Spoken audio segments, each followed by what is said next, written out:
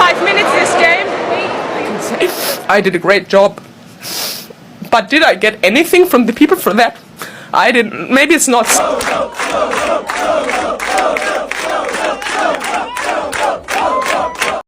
COCO GAUFF'S explosive clapback, the truth about Siegemund's tears, her secret boyfriend revealed, and the wildest 2025 tennis scandals you missed. Welcome back to Champions Tennisitics, where we serve you the hottest tea in tennis and don't hold back on the drama that makes this sport absolutely addictive. If you thought tennis was all about elegant strokes and polite handshakes, you've been living under a rock, because what went down in 2025 was pure, unfiltered chaos. We're talking psychological warfare on court, grown women crying in press conferences, secret romances finally exposed, and a teenager showing more class than veterans who've been on tour for decades. Today, we're diving deep into the moment Coco Gauff finally said enough is enough, the controversial tears that followed, and the exclusive scoop on the man who's been her rock through all this madness. This isn't just tennis news, this is a full-blown soap opera, and you're about to get every juicy detail. So grab your favorite snack, get comfortable, and prepare to have your mind blown, because what I'm about to tell you is absolutely wild. Let's rewind to the moment that set the entire tennis world on fire, a moment so intense that it's still being debated in every tennis forum, podcast, and group chat across the globe. Picture this: the US Open, the crown jewel of American tennis, Arthur Ashe Stadium packed with 23,000 screaming fans, the energy electric, the stakes sky high. Coco Gauff, America's golden girl, the teenager who carries the hopes of an entire nation on her shoulders, is facing off against Laura Siegemund, a crafty German veteran known for, let's say, unconventional tactics. From the very first point, something felt off. The rhythm was jagged, the flow was disrupted, and Coco looked increasingly frustrated. But here's the thing about Coco Gauff that makes her special. She's been raised right. She's respectful. She trusts the system. She trusted that the umpire sitting in that chair would do their job and enforce the rules. That trust was about to be shattered in the most spectacular way possible. The rules of professional tennis are actually pretty straightforward when it comes to pace of play. You get 25 seconds between points. That's it. 25 seconds to towel off, bounce the ball, and serve. It's not a suggestion. It's not a guideline. It's a hard rule that's been in place to keep matches moving and prevent exactly what was happening on that court: deliberate stalling to ice an opponent's momentum. Siegemund wasn't just going slightly over the time limit. She was treating that shot clock like it was a rough suggestion at best. Point after point, she took her, bless her heart, stayed quiet. She later revealed in interviews that from the very first set, she noticed Siegemund consistently going over the time limit. She watched it happen again and again, but she didn't want to be that player, the complainer, the difficult one. She thought the umpire would handle it. She was wrong. The crowd at Arthur Ashe Stadium might not all be tennis experts, but they're not stupid. 23,000 pairs of eyes can spot shenanigans when they see them. As the match dragged on and Siegemund's stalling became more blatant, you could feel the mood in the stadium shift. The murmurs turned into shouts. People started yelling "time" from the stands, making exaggerated watch-tapping gestures. The natives were getting restless, and rightfully so. They had paid good money to watch tennis. It's not allowed to say it. But here's where it gets really interesting, because Siegemund wasn't just randomly slow. There was a pattern. Coco pointed out afterward that Siegemund was particularly slow when Coco was serving. It was strategic, calculated, designed to break Coco's rhythm. Finished before announcing it. This created an optical illusion where it looked like Coco was rushing, serving abnormally fast, when in reality, she was just ready to play while Siegemund was taking a leisurely stroll to the baseline. It was gaslighting at a professional level, making the teenager look impatient when she was actually the only person following the rules. Coco's team, watching from the player's box, had seen enough. They could see their player being taken advantage of, being forced to play a different game than the one she'd prepared for. They told her she needed to speak up, to advocate for herself, to stop being polite, and start demanding fairness.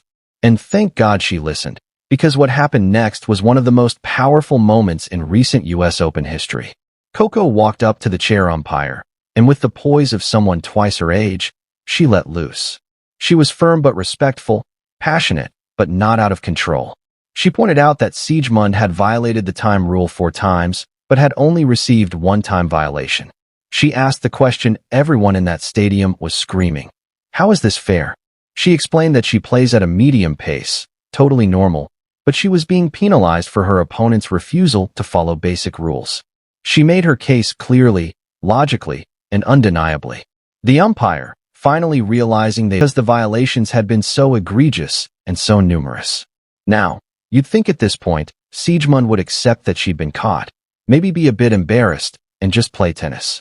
But no, this is where the story goes from frustrating to absolutely infuriating. Siegemund actually had the audacity to complain to the umpire that COCO was serving too fast, and she couldn't get ready in time. Read that again. The player who had been systematically violated, victim of her opponent playing too quickly. It was a masterclass in trying to flip the narrative, in attempting to paint herself as the one being treated unfairly. It was gaslighting on a grand scale, and fortunately, nobody was buying it.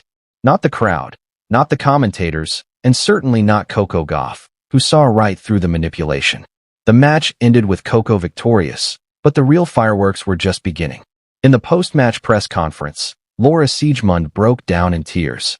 We're not talking about getting a bit emotional. This was a full meltdown, a theatrical performance that would make soap opera actresses jealous. She sobbed that the crowd had treated her like a cheater, like a bad person who was trying to win through sneaky, underhanded methods. She claimed she felt like she got less than zero respect from the fans despite playing her heart out. She tried to compare herself favorably to players who smash rackets and scream obscenities, pointing out that she did none of those things, so why was she being vilified? She insisted over and over that she wasn't trying to cheat, she was just slow, as if being slow was some unchangeable personality trait rather than a choice she was making. Here's the reality check that Siegemund either couldn't or wouldn't understand. Being slow is breaking the rules. You don't get bonus points for not throwing your racket if you're simultaneously disrespecting your opponent, the sport, and 23,000 people who paid to watch competitive tennis, not competitive stalling. The crowd didn't boo her because they're mean, or because they hate Germans, or because they're biased toward American players. They booed because they watched her break the rules repeatedly for over 2 hours while the umpire did nothing, and they were rightfully outraged by the injustice of it all. COCO's response to the entire situation showcased a maturity that's honestly shocking for someone who's barely 20 years old. In her own press conference, and in subsequent interviews, she opened up about the internal struggle she faced during that match. She admitted that she hates confrontation, that she debated with herself for literally the entire match about whether to say something. She worried intensely about the optics, about being labeled as angry or difficult, labels that have historically been weaponized against women in sports, particularly women of color. She talked about the mental gymnastics required to advocate for yourself, while simultaneously worrying about how you'll be perceived, of mind speculating about what would happen when they shook hands at the net. Would there be words exchanged? Would the crowd get involved again? Would we see a sequel to the US Open drama? But COCO Gauff is not just a tennis champion. She's a master of public relations and emotional intelligence. When asked about the upcoming match, she completely defused the situation with grace and class. She called Siegemund a tricky player and an experienced veteran, complimenting her game without acknowledging any personal issues. She focused entirely on the tennis, on the challenge of facing someone with Siegemund's particular style, on the adjustments she'd need to make strategically. She didn't give the media the drama they wanted. She didn't throw shade or make pointed comments. She took the high road so thoroughly that there was no road left for anyone else. It was everything, make no mistake about that, but she didn't let it become a distraction from her ultimate goal. But while COCO was fighting these battles on the court and dealing with tearful opponents and media circuses, she had a secret weapon, a source of strength and normalcy that kept her grounded through all the chaos. Her boyfriend, Jalen Sarah. For over 2 years, tennis fans have been playing detective, analyzing social media posts, looking for clues in interviews, trying to figure out who captured the heart of tennis's brightest young star. The speculation was endless. Every guy she was photographed with became a suspect. Every cryptic Instagram caption was analyzed like it was the Da Vinci Code. Well, The mystery is finally solved, and the reveal was absolutely adorable. This past Christmas, Coco decided to give her fans the gift they'd been begging for: confirmation and a proper look at her and Jalen as a couple. In a heartwarming holiday photo dump on Instagram that immediately broke tennis internet, Coco shared pictures from her family's Christmas celebration on December 25th. Right there in the mix, looking comfortable and happy, and like he absolutely belonged, was Jalen Sarah. The couple was wearing matching reindeer antlers in what might be the cutest holiday photo of the year. In one picture that has since been screenshot and shared approximately 1 million times, Jalen has his arms wrapped around Coco, holding her close, while she beams at the camera with a smile so genuine and relaxed that you rarely see it even when she wins tournaments. She captioned the post simply with the word Christmas and a heart emoji, keeping it low-key and classy, but the photos said everything that needed to be said. This wasn't a casual thing. This wasn't a publicity stunt. This was real love, comfortable and happy and solid. For those who've been following closely, this wasn't a complete surprise because Coco's been dropping hints like breadcrumbs for months. You just had to know where to look. Remember that gorgeous infinity necklace she wore during an interview with the Tennis Channel? When asked about it, she smiled and said her boyfriend gave it to her, but she coyly refused to name him, enjoying the privacy. Remember her Vogue interview where she talked about dating someone who wasn't involved in tennis at all? She described him as a very nice guy who was applying to music school and wanted to pursue acting, someone completely removed from the pressure cooker of professional sports. That was Jalen. He's an artist, a musician, a creative soul from Atlanta who inhabits a completely different world than the one Coco navigates every day. They've been together since March of 2023, which means he's been there through everything. The US Open Championship, the Siegemund drama, the pressure of being America's tennis hope, all of it. He was there behind the scenes, being a steady presence while the world watched her every move. Coco has been remarkably open about how important this dynamic is for her mental health and overall happiness. She told Time magazine that this is her first real relationship, and having someone to talk to who isn't constantly analyzing her backhand or her footwork or her mental game gives her essential perspective. Imagine the relief of coming home after a brutal match where you double faulted at a crucial moment and everyone on social media is criticizing your serve, and your partner just wants to talk about the new song he's working on or the audition he is coming up or what movie you should watch tonight. That separation, that escape from tennis talk, is crucial for maintaining sanity in a sport that can consume your entire identity. It's a reminder that she's not just Coco Gauff, the tennis player. She's Coco, a young woman who falls in love and wears silly antlers at Christmas and has a life beyond the baseline. Even her mother, Candy Gauff, has given her stamp of approval, revealing in an interview that she actually taught Jalen way back in 4th grade and that he's always been a smart, genuinely nice kid. When your mom approves of your boyfriend because she literally taught him as a child and can vouch for his character, that's about as solid a foundation as you can get. It's a beautiful, grounding love story happening parallel to the chaos of professional tennis. Now, if you think the Gauff-Siegemund drama was the peak of tennis chaos in 2025, strap in, because this season has been an absolute roller coaster of scandals, feuds, comebacks, and moments that had us all screaming at our screens. The 2025 tennis season wasn't just a series of matches. It was a full-blown reality show, complete with villains, heroes, shocking plot twists, and enough drama to fill an entire Netflix series. Let's break down some of the wildest moments that defined this unforgettable year. We have to talk about the feud that had everyone's jaw on the floor. Jelena Ostapenko versus Taylor Townsend at the US Open. Ostapenko has always been known for being prickly, for wearing her emotions on her sleeve, for being, let's say, difficult. But what she did after losing to Townsend in the second round crossed every line imaginable. Instead of taking the loss with grace, instead of acknowledging that Townsend outplayed her, Ostapenko went personal and nasty. She accused Townsend of having no education, a classist, elitist insult that had absolutely nothing to do with tennis and everything to do with trying to hurt someone, because she was embarrassed about losing. The comment was immediately condemned across the tennis world. Former players, current players, commentators, and fans all called it out as unacceptable. Making it worse, Ostapenko initially doubled down on social media, posting defensive comments that showed zero self-awareness about how offensive and inappropriate her words were. The backlash intensified until she finally issued an apology, but even that was half-hearted. One of those classic non-apology apologies that doesn't actually mention the person you hurt or take real responsibility.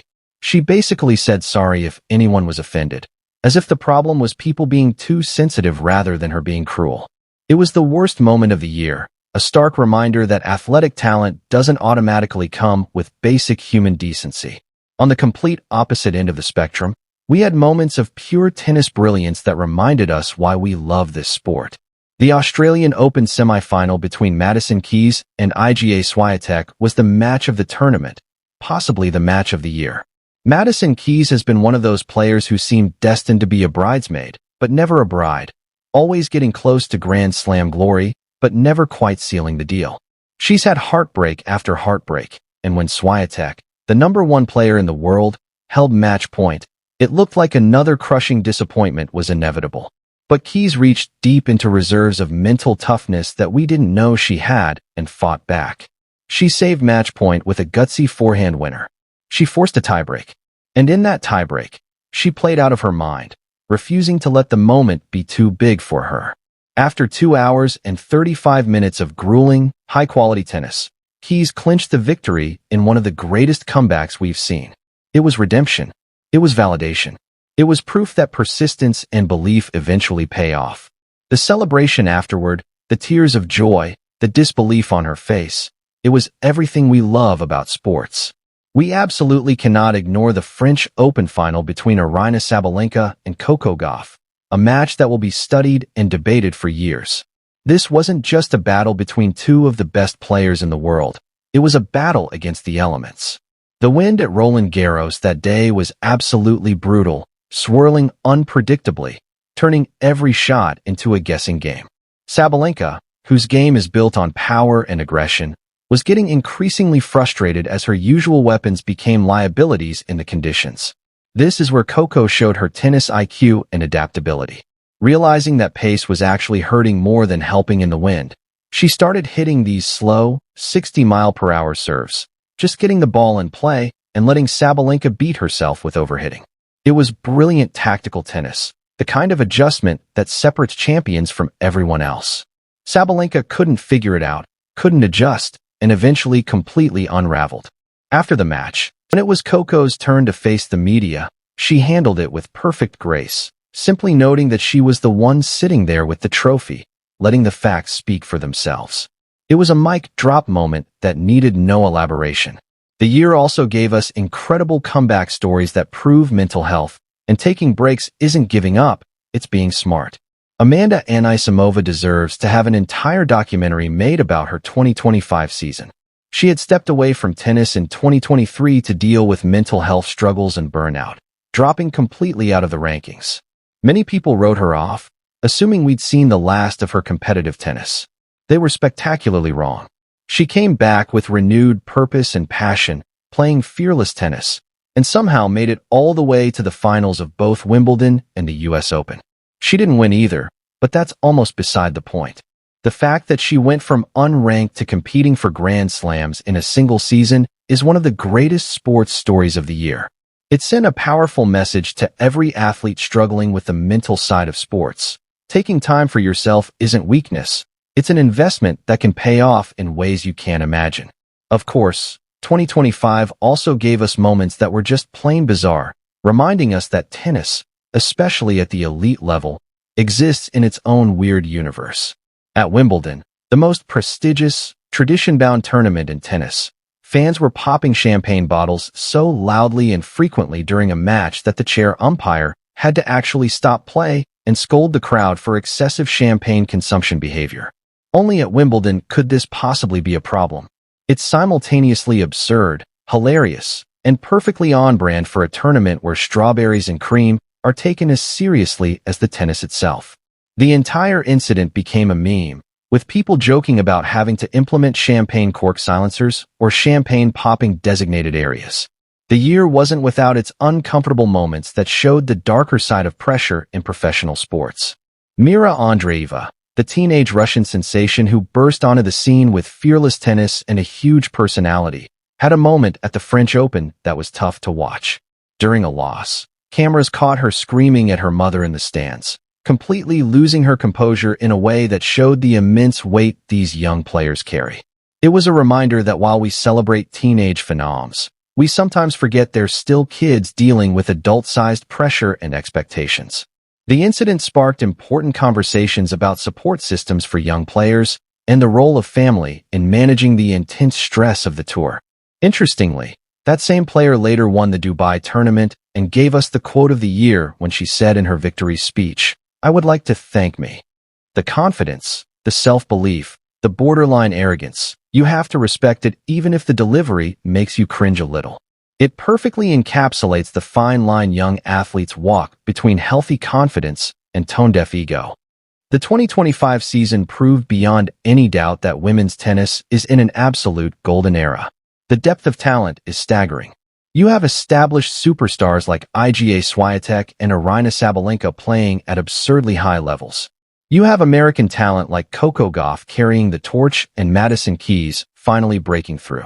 You have comeback stories like Amanda Anisimova inspiring everyone. You have young guns like Mira Andreeva and newer faces like Victoria Mboko and Alexandra Ila bursting onto the scene and proving the future is incredibly bright. There are no easy matches anymore. A first-round match can be just as competitive and high quality as a final. Every tournament brings new storylines, new feuds, new friendships, new heartbreaks. The personalities are bigger, the tennis is better, and the drama is absolutely off the charts in the best possible way. But if we're talking about the face of this new era, about the player who embodies everything that's exciting about modern tennis, we keep coming back to Coco Gauff. She sits at the absolute center of this moment. She has the game to win multiple Grand Slams, as she proved by capturing the US Open. She has the mental fortitude and emotional intelligence to handle cheaters and gamesmanship without losing her composure, as she proved during the Siegemund situation. She has the wisdom to maintain balance in her life, with a loving relationship with Jalen that keeps her grounded when the tennis world gets crazy. She has the verbal skills and media savvy to handle press conferences, shut down critics, and control her own narrative. And perhaps most importantly, she has the courage to stand up for herself, to demand fairness, to refuse to be taken as the promising kid, and started being recognized as a leader, as someone who will fight for what's right even when it's uncomfortable. It's genuinely rare to see an athlete who can navigate the absolutely toxic waters of professional sports with such grace, while simultaneously being a ruthless competitor when it matters. The Siegemund incident could have gone so differently. Coco could have stayed quiet and lost, then beaten herself up afterward. She could have exploded in anger and been labeled difficult or out of control. She could have let the tears and victim happy and glowing in those Christmas photos with Jalen. You realize she's figured out the secret that eludes so many athletes. Success isn't just about trophies. It's about being whole as a person. She knows exactly who she is. She knows she's a champion on the court. She knows she's loved off the court. And she knows that no amount of time violations or psychological games can stop her from achieving her destiny of becoming one of the all-time greats. So here's where I want to hear from you, because this conversation is way too important to be one-sided. Where do you stand on the great Gauff-Siegemund debate? Was Coco absolutely right to finally call out the umpire and expose the tactics that were being used against her? Or do you think gamesmanship and playing with pace and rhythm is just part of tennis, and she should have dealt with it quietly? Do you think Siegemund deserved all the backlash she received, or was the crowd and media reaction too harsh? And what about the relationship reveal? Are Coco and Jalen officially the cutest couple in sports right now? Or what? Who was your MVP of this absolutely insane 2025 season? Was it Coco for winning the US Open and handling drama with class?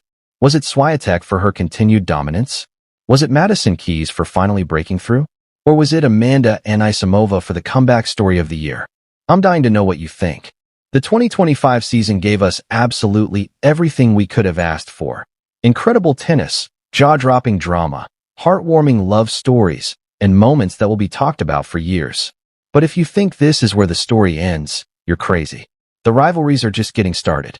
The younger players are getting better and hungrier. The stakes are getting higher with every tournament.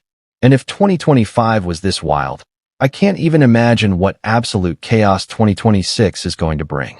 Drop your hottest takes, your boldest predictions, and your controversial opinions in the comments below, because this conversation is far from over and I want to hear every single perspective.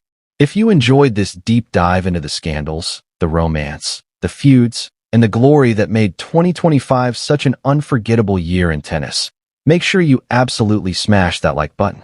Seriously, it helps Champions Tennisitics way more than you realize, and it tells us that you want more content like this. And if you haven't already, hit that subscribe button and turn on those notifications so you never miss a single second of the drama, because we're covering every major moment, every controversial statement, every secret relationship, and every shocking upset as it happens. We're just getting started on this journey, and I promise you don't want to miss what's coming next. Thanks so much for watching Champions Tennisitics, and I'll see you in the next one where we'll continue breaking down everything happening in the wild world of tennis.